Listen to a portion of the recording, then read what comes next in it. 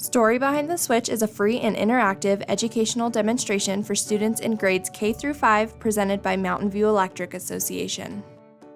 One of Mountain View's cooperative principles is education, training, and information, and another is concern for community. Through the use of Story Behind the Switch, MVEA works to educate our community's youth in the subject of electricity. This 60-minute in-person program is designed to teach kids how electricity is made, how it gets from the power plant to their homes, safety, diverse energy resources, electric cooperative career paths, and more. This hands-on demonstration includes a Van de Graaff generator, a plasma ball, and other exciting interactive equipment.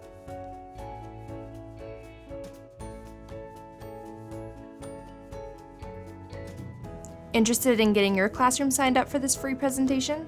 Learn more by visiting mvea.coop/storybehindtheswitch.